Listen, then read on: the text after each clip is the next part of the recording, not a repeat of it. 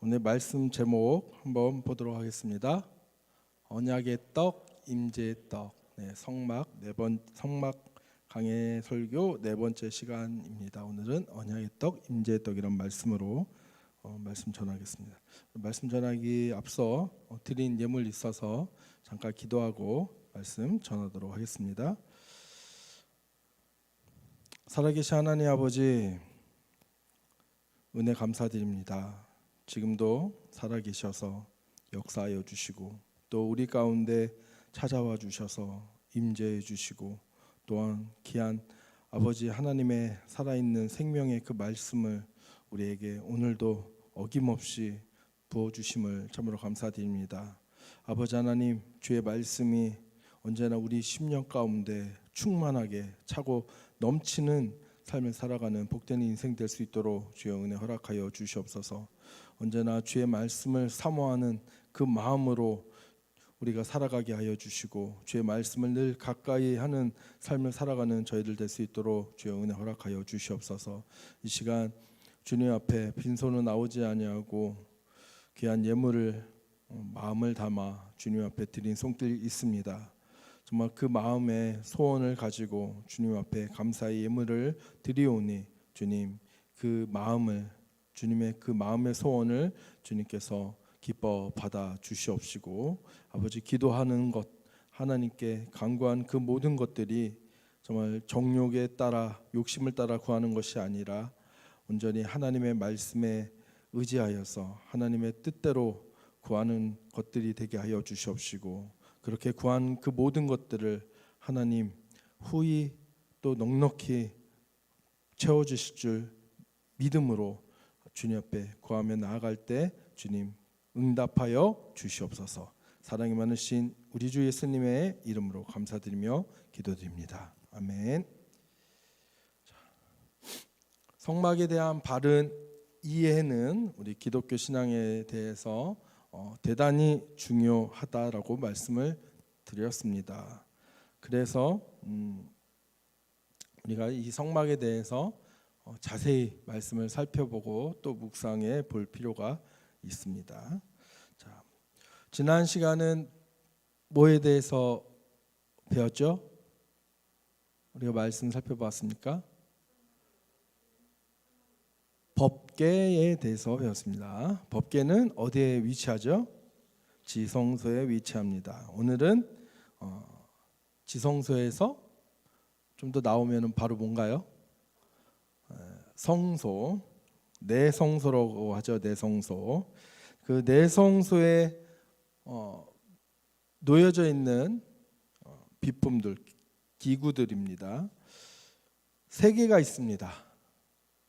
진설상과 등잔대와 금향단, 이렇게 세 가지 비품, 기구들이 있습니다. 이것들도 마찬가지 법궤를 만든 부살렐이 직접 제작을 했습니다.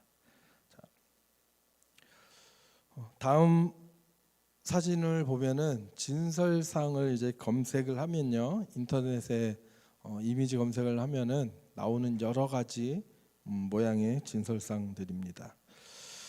진설상, 진설하다라는 뜻이죠. 뭔가 이렇게 펼쳐 놓았다라는 겁니다. 펼쳐 놓기 위해서 만든 테이블이 바로 진설상입니다. 근데 무엇을 진설하기 위해서 만든 상일까요? 떡입니다.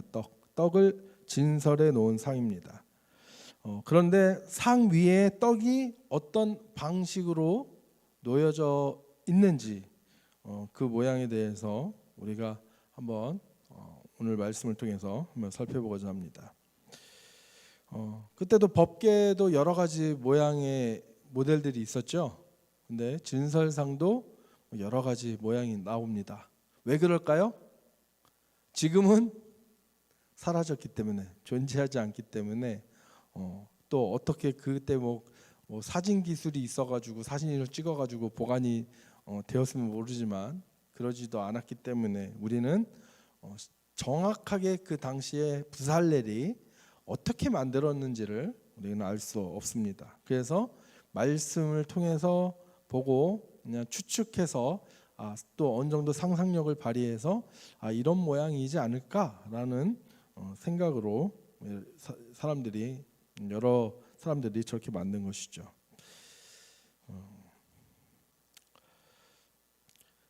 이 떡상의 이 명칭이 좀 여러 가지 성경에 나오고 있습니다. 구약에는 좀 몇 개가 나오는데요. 순결한 상, 레위기 24장 6절 말씀과 역대하 13장 11절 말씀에는 순결한 상, 깨끗한 상이다라고 명칭이 나오고 있고요. 또 역대하 29장 말씀에는 떡을 진설하는 상이라고 되어 있습니다. 그리고 열왕기상 7장 말씀에는 진설병의 금상이라고 표현이 되고 있습니다. 우리가 좀 참고로 좀 그 다음 사진을 좀 띄워주시면 감사하겠고요. 네, 이 티투스의 개선문입니다. 이탈리아 로마에 있는 개선문인데요. 이 로마의 티토 장군이 성전의 비품들 중 유일하게 그 등잔대하고 이 진설상을 이제 그 전리품으로 들고 오는 그 장면을 저렇게 조각을 해놓은 겁니다. 부조로 새겨 놓았습니다. 저 개선문에 반란을 일으켰던 그 예루살렘을 일대를 로마군이 이제 티토 장군이 이제 군대를 이끌고 완전히 초토화시켰습니다. 그리고 성전을 불태운 후에 개선하면서 그 군대가 예루살렘 성전에서 등잔대와 진설상을 전리품으로 챙겨가지고 들어갔다고 합니다. 그러나 그 진설상은 다소 그 모호한 그 형태를 지니고 있습니다. 크기도 성막 본문의 묘사와 잘 맞지 또 않다고 합니다. 그래서 실제 진설상을 아주 정확히 묘사했다라고는 보기 어렵습니다. 그러나 성막 본문에도 설명이 좀 많이 부족하지만 그럼에도 진설상 그 본체에 대한 묘사는 비교적 단순하게 또 그 기본틀을 재구성하는데 그리 어렵지 않게끔 성경에 좀 나와 있기 때문에 우리 그 말씀을 기초로 어떤 모양이었는지를 한번 우리가 잘 살펴보도록 하겠습니다. 진설상 위에는 몇 개의 떡이 있었나요? 12덩이의 떡이 있었습니다. 이 진설병들은 6덩이씩 두 줄로 이렇게 쌓아서 층층이 쌓아서 놓았습니다. 이 12덩이의 떡은 이스라엘의 12지파를 의미합니다. 우리 출애굽기 25장 23절 28절 말씀 읽어보겠습니다.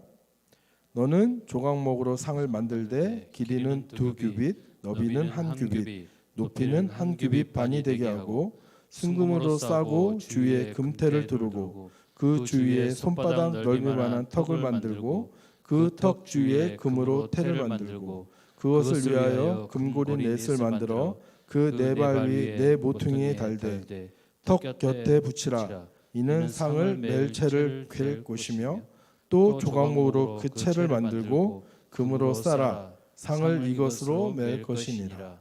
아멘. 진설상의 이제 기본 구조를 보면요, 5개로 우리가 나눠 생각해 볼 수 있습니다. 떡상 본체, 그리고 금태, 턱, 금고리, 채, 이렇게 5개로 볼 수 있습니다. 떡상 본체는 그 가로 2규빗, 세로 1규빗, 높이가 1.5규빗입니다. 그러니까 100cm, 그러니까 가로는 1m죠. 그리고 세로는 50cm, 높이는 75cm입니다. 1m가 안 됩니다. 이 전체를 금으로 쌌습니다. 만든 소재는 나무는 뭘까요? 조각목. 네, 법궤와 마찬가지로 조각목입니다. 성막에서 만들어진 나무의 제조는 유일하게 조각목밖에 없습니다. 조각목으로 만들고 거기에 금박을 입혔습니다. 그 법궤는 금으로 판을 이렇게 내부 외부로 이렇게 껴 맞췄지만은 법궤만 그렇고요. 나머지는 그냥 다 도금을 했다라고 보시면 되겠습니다. 그리고 그 본체에 금태 장식으로 사방을 이렇게 둘러치면서 장식을 했고요. 또 별도로 손바닥 폭의 턱을 만들어서 부착을 했습니다. 또 그 턱 위에도 금태를 둘러서 장식을 했습니다. 이 금태는 나무 턱 전체를 두껍게 금으로 입히면서 제작했을 것으로 보고 있고요. 또 금고리 4개의 금고리를 달았습니다. 법궤와 마찬가지로 4개의 금고리가 4개의 상다리에 하나씩 부착이 되었습니다. 그리고 그 금고리에 채를 걸었습니다. 그 채는 역시 조각목 나무로 제작한 다음에 금박을 입혔습니다. 그래서 2개를 만들어서 4고리에 끼운 후 상을 또 마찬가지로 제사장들이 레인들이 들고 운반을 했습니다. 자, 여러분, 언약궤가 우리 교회에 있다라고 한번 가정을 해보십시오. 저 진설상 말고 언약궤요. 자, 우리가 그 언약궤가 있을 때 관심을 가져야 될 우리가 가져야 될 관심은 언약궤가 아니라 그 궤 속에 있는 뭐죠? 돌판, 그렇죠? 십계명이 쓰여져 있는 그 언약의 돌, 언약의 말씀, 바로 그것이 우리가 관심을 가져야 되는 부분이죠. 자, 조각목은 그때 볼품 없고 쓸모 없는 우리를 상징한다라고 보는 것은, 그렇게 해석하는 것은 좀 위험하다고 했습니다. 그렇죠? 하지만 그럼에도 불구하고 조각목은 우리 교회를 상징한다고 했습니다. 조각목은 교회를 상징한다고 했습니다. 그러면은 조각목으로 만든 것 교회죠. 그 교회 안에 지금 뭐가 담겨져 있는 거예요? 하나님의 말씀이 들어가 있는 거죠. 하나님의 말씀이 임재한 것입니다. 그 임재를 상징하는 겁니다. 여러분, 그 언약궤가, 하나님의 임재를 상징하는 그 언약궤가 우리 교회에 있다고 했을 때, 여러분, 우리가 관심 가져야 될 것은 그 외형적인 그 궤 상자가 아니라 금박으로 그냥 번쩍번쩍 화려하게 꾸며져 있는 그 상자가 아니라 그 돌판이죠. 어떻게 보면 금보다 가치가 없잖아요. 돌은. 그런데도 불구하고 오히려 금으로 완전히 둘러싸여 있는 그 조각목 상자보다 뭐가 더 귀합니까? 바로 그 돌판, 하나님의 말씀이 적혀져 있는, 새겨져 있는 그 돌판이 더 귀하고 더 소중한 것입니다. 거기에 우리의 관심이 있어야 됩니다. 네. 사람에게 관심이 더 많이 쏠려선 될까요? 안 될까요? 네. 물론 우리도 사람의 관심을 가지고 사람에게 관심을 아예 없으면 안 되겠죠. 그런데 우선순위, 더 중요한 것, 이것이 본질적인 것이 무엇인지를 우리가 좀 생각해 볼 필요가 있습니다. 마찬가지로 조각목으로 만든 떡상도 중요한 것이 아닙니다. 뭐가 더 중요할까요? 그 테이블 위에 올려져 있는 그것, 떡, 그게 더 중요하고 그게 더 주인공이겠죠. 네, 여러분, 금박으로 이렇게 둘러져 있는 거, 그거에 우리의 눈을, 우리의 마음을 빼앗겨서는 안 됩니다. 그거에 현혹돼서는 안 됩니다. 네. 그 위에 담겨져 있는, 놓여져 있는 것,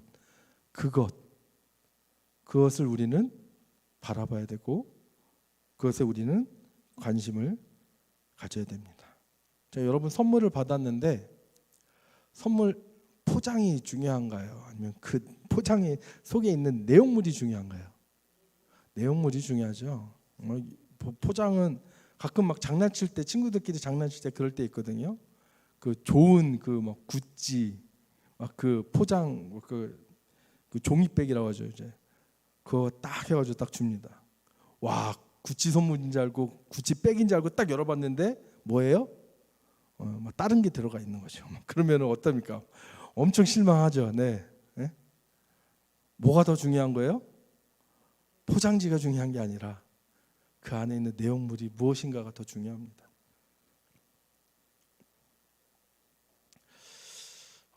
이것을 생각하시고 또 우리 말씀을 계속 한번 따라가 보도록 하겠습니다.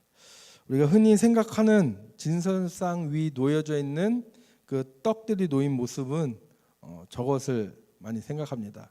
약간 호떡처럼 생긴 그 떡들을 이렇게 6개씩 포개 놓고 있는 모습입니다. 진설상 위에 올려지는 떡을 진설병이라고 부릅니다. 누룩을 넣지 않는 무교병이었을 거라고 추측을 하고 있고요. 이 12개의 떡은 아까 말했듯이 이스라엘의 12지파를 상징합니다. 그리고 각 떡 중 위에는 정결한 유향을 기념물로 올려 놓습니다. 저기 이제 유향이 올려져 있지 않는데요. 근데 흔히 사진에서 보는 것처럼 작은 호떡을 좌우 6개씩 포개져 쌓은 저런 모습일 거라고 많이 생각을 합니다. 그리고 성막을 이렇게 좀 꾸며놓은 그런 데 가서도 좀 저런 식으로 이렇게 꾸며놓은 데가 많이 있더라고요. 그러나 떡 하나의 크기가 저렇게 작지 않다고 합니다. 우리 레위기 말씀 한번 보도록 하겠습니다. 레위기 24장 5절 7절 말씀입니다. 너는 고운 가루를 가져다가 떡 12개를 굽되 각 덩이를 10분의 2 에바로 하여 여호와 앞 순결한 상위에 2줄로 한 줄에 6씩 진설하고 너는 또 정결한 유향을 그 각 줄 위에 두어 기념물로 여호와께 화제를 삼을 것이며. 아멘. 떡 하나는 10분의 몇인가요? 2에바. 10분의 2에바입니다. 그런데 이 부피가 무려 4.4리터입니다. 1에바가요 22리터입니다. 놀라지도 않으신가 보네요. 자, 여러분 이거 몇 리터죠? 500ml, 0.5리터입니다. 그렇죠? 보통 우리 마시는 생수병 2리터가 좀 2리터 좀 되나요? 그 생수병 2개보다도 더 많은 거기에 밀가루가 가득 찼는데 그 밀가루로 여러분 떡을 만든다고 빵을 만든다고 생각을 해보십시오. 네, 아까 그런 이만한 얼굴만한 양이 나올까요? 아니죠. 이만큼 나오지 않겠어요? 네. 두께도 아마 두툼했을 것 같습니다. 떡 하나가 매우 큽니다. 그런데 매 안식일마다 갓 제작한 그 따끈따끈하고 그 물렁한 떡이었다면 이것을 그대로 그냥 포갠다면은 말 그대로 맨 밑에 떡은 뭐가 됩니까? 그냥 떡이 되는 거죠. 네. 그냥 완전 눌려가지고, 그렇죠?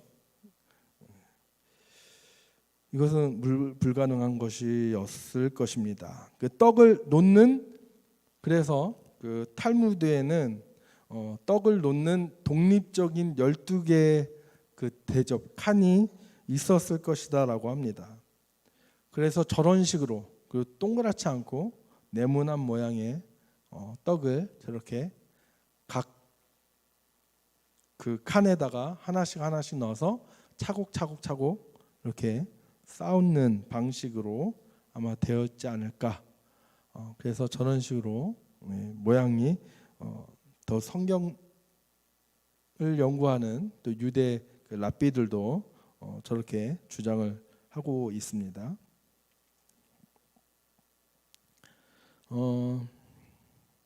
그리고 또 출애굽기 25장 12절 16절 말씀 우리 한번 읽어보겠습니다. 너는 대접과 숟가락과 병과 붓는 잔을 만들되 순금으로 만들며. 아멘. 네, 성경 구절이 좀 잘못됐네요. 네네. 대접과 숟가락과 병과 붓는 잔을 뭐로 만들라고요? 순금으로 만들라고 되어 있습니다. 이 진설상의 이제 부품들은 모두 복수형으로 성경에 나와 있습니다.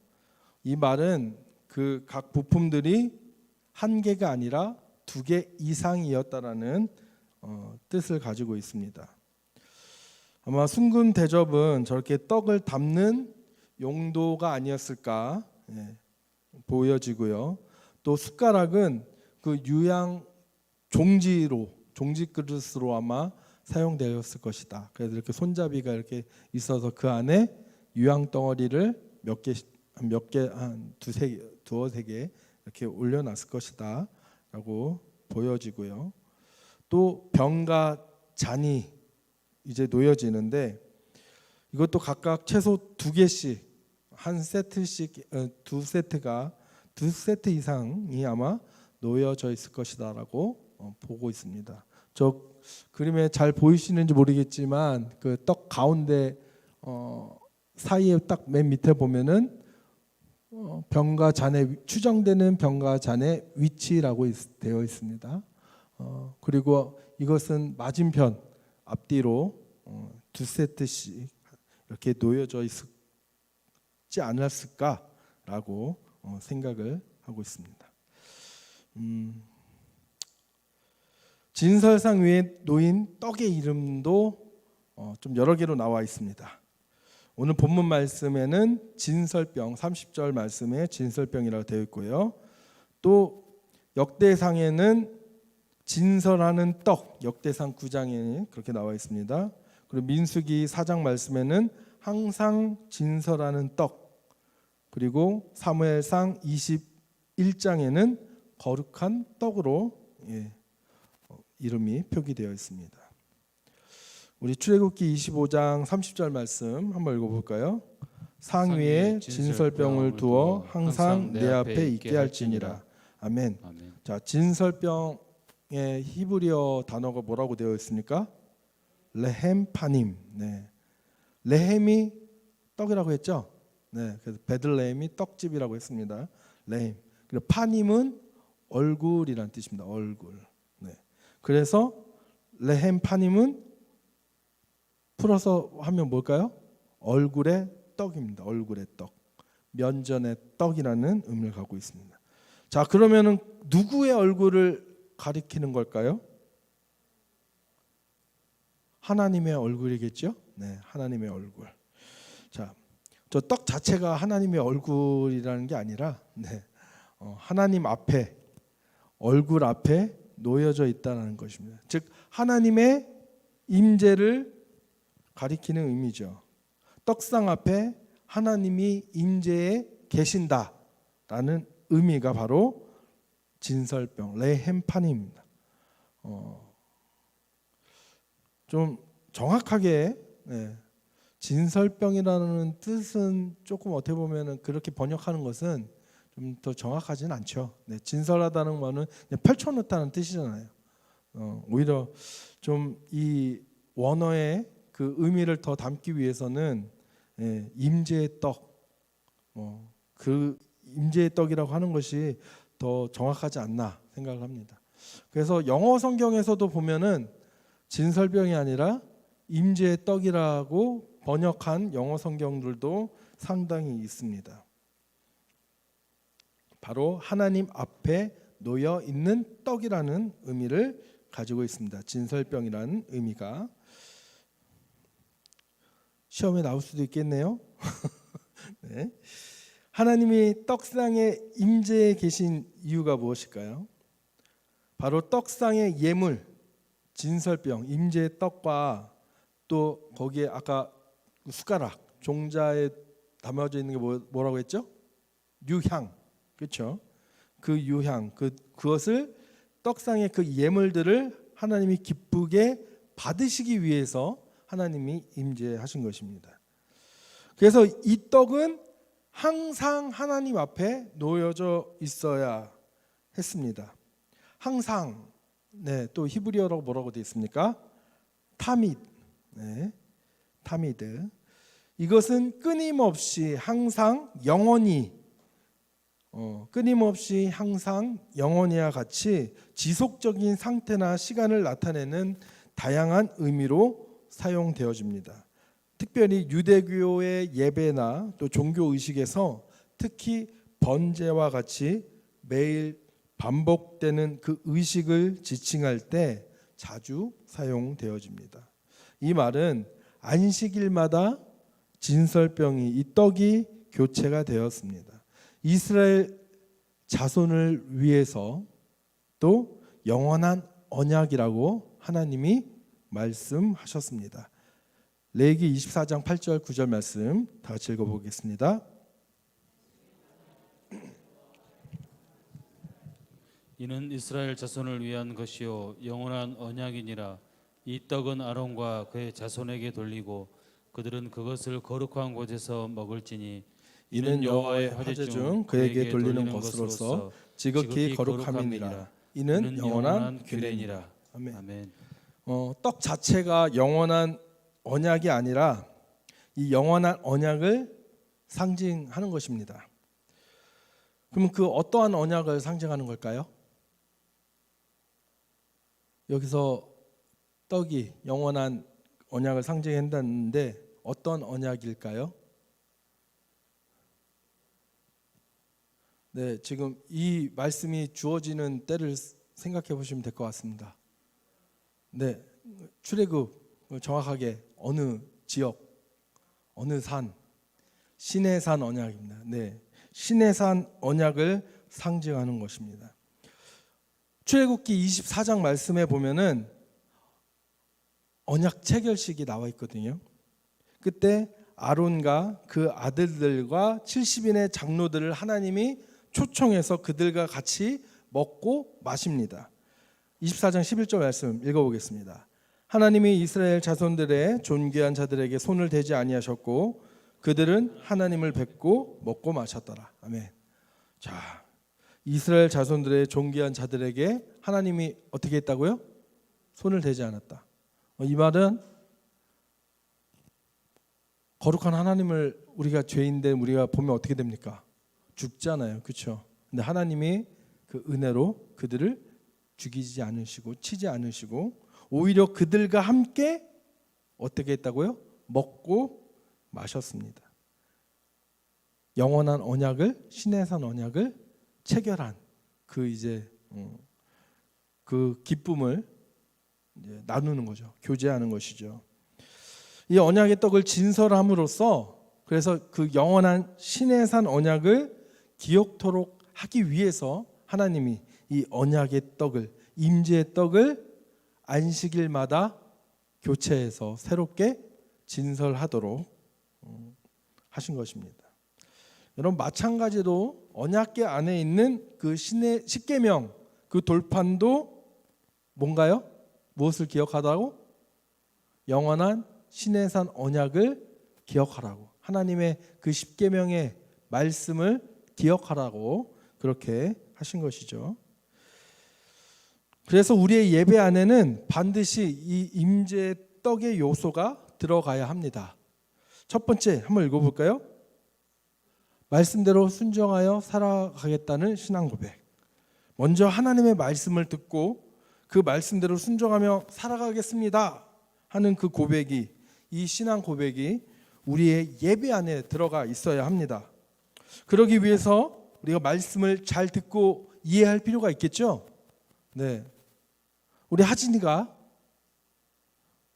엄마 아빠의 심부름을 하게 됐는데 심부름에 이렇게 심부름 시킬 때 부모님의 말씀을 막 잘 듣지 않고 해차를 한다면은 그 심부름을 잘 할 수 있을까요? 본인이 어떤 심부름을 해야 될지도 모르는데 어떻게 하겠습니까? 하기 위해서는 먼저 잘 들어야겠죠. 네. 어떻게 해라, 뭘 해라. 자, 마찬가지로 우리도 먼저 하나님의 말씀을 잘 듣고 이해할 필요가 있습니다. 그리고 설교가 끝난 후 우리의 기도의 시간은 바로 우리가 그 말씀대로 살아가겠습니다 결단하는 기도의 시간이 되어야 할 줄 믿습니다. 두 번째로 읽어볼까요? 예배 안에, 모임 안에, 구역 예배 안에 하나님의 임재하시는 교제. 같은 신앙을 고백한, 하나님의 말씀대로 순종하며 살겠습니다 라는 이 같은 신앙을 고백을 한 우리 모두가 함께, 그리고 우리 주님, 우리 아버지 하나님과 함께 이 임재의 떡을 나누어 먹어야 합니다. 즉 교제를 나눠야 합니다. 교제가 반드시 우리 안에, 이 교회 안에 있어야 합니다. 하나님과의 교제, 성도 간의 교제. 여러분, 교제는 비본질적인 사역이 아닙니다. 해도 되고 안 해도 되고 뭐 예배보다 덜 중요하고 그게 아닙니다. 바로 교제도 중요한 본질적인 사역임을 여러분 믿으시기 바랍니다. 하나님이 임재하시는 교제, 그 교제가 정말 우리의 모임 안에, 또 우리가 드리는 예배 안에, 또 구역 식구들이 모여서 드리는 그런 구역 예배 안에 반드시 그것이 있어야 됩니다. 그래서 여러분 예배 드리고, 주일날 예배 드리고 반드시 뭐 해야 돼요? 밥을 먹고 가야 돼요. 네. 식사를 하지 않고 가는 거는 반쪽짜리입니다. 뭐 어떤 바쁜 일이 있어서 또 그래서 부득이하게 못 하고 가시는 때도 있긴 있겠지만, 그럼에도 불구하고 우리가 정말 모여서 함께 하나님이 임재하시는 그 교제를 나누기 위해서 우리가 애를 써야 됩니다. 힘 써야 됩니다. 할렐루야. 네, 잘 아시겠죠? 자, 이 진설병은 매 안식일마다 교체가 되었습니다. 교체한 떡은 버리지 않고 제사장들이 모두 먹었습니다. 레위기 24장 9절 말씀 읽어보겠습니다.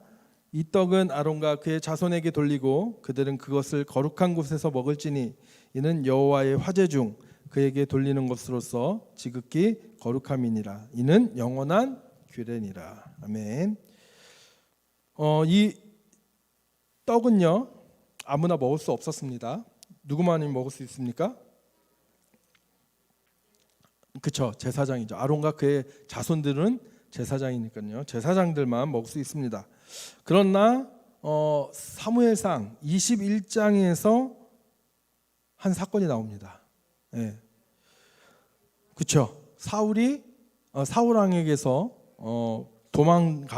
도망다니는 다윗이 제사장 아히멜렉을 찾아가서 다윗과 그에 따르던 자들이 그 진설병을 얻어먹는 장면이 나오게 되죠.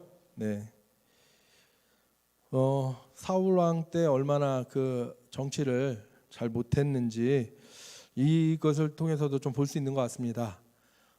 그 아히멜렉 대제사장인데 그 제사장이 먹을 것을 좀 달라고 하는 다윗에게 그 식솔들에게 줄 음식이 없을 정도로 그 대제사장도 가난했다라는 것을 볼 수가 있습니다.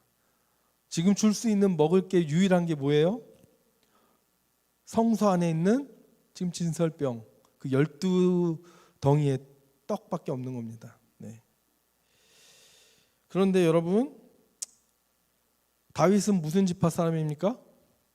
유다 지파 사람이죠. 율법대로라면은 다윗은 이거 먹으면 됩니까? 안 됩니까? 안 되죠. 그런데 먹었습니다. 근데 먹은 후에도 하나님의 진노가 임했습니까? 아니죠. 아무런 일이 벌어지지 않았습니다. 이 말은 뭔가요? 하나님께서 문제 삼으셨다, 안 삼으셨다? 안 삼으셨다. 그럼 왜 하나님이 그럼 한입 갖고 막 여러 말 하시는 분이신가요? 네?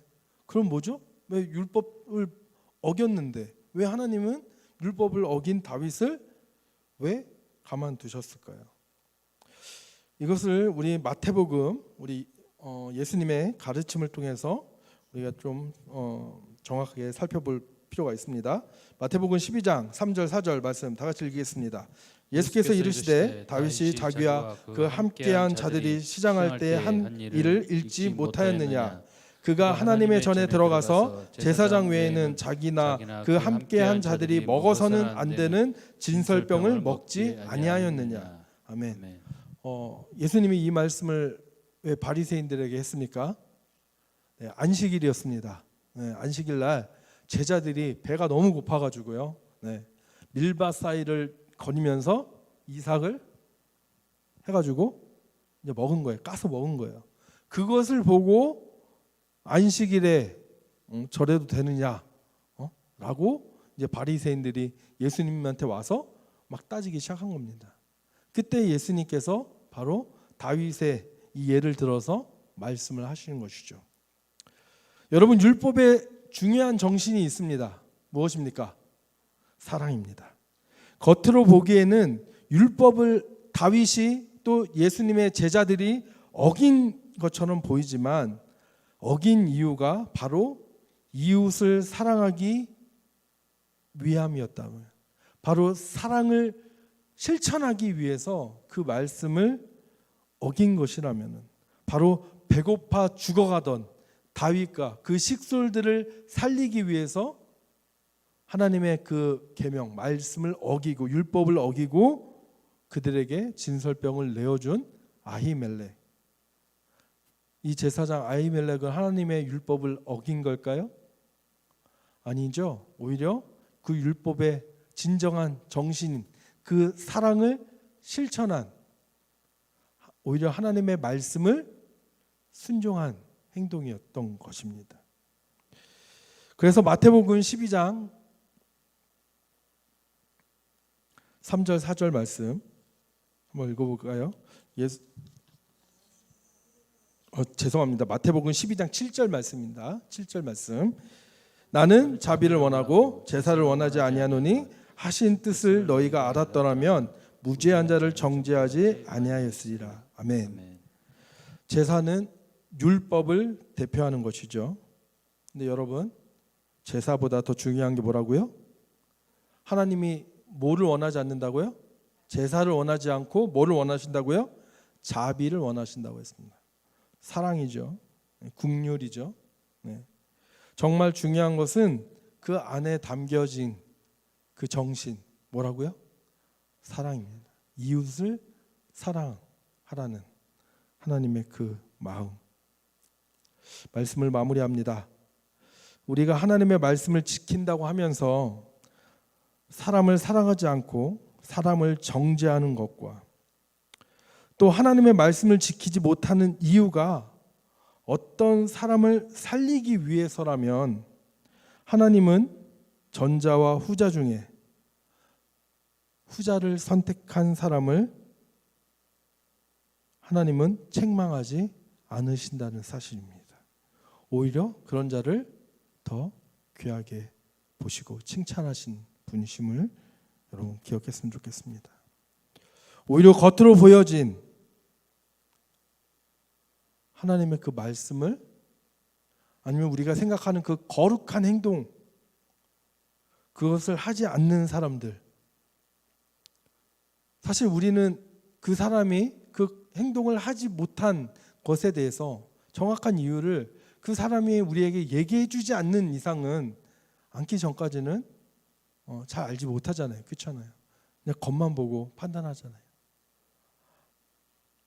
우리가 언약궤 그 금으로 둘러져 있는 그 상자만 보듯이 그 안에 있는 돌판은 우리가 바라보지 못하듯이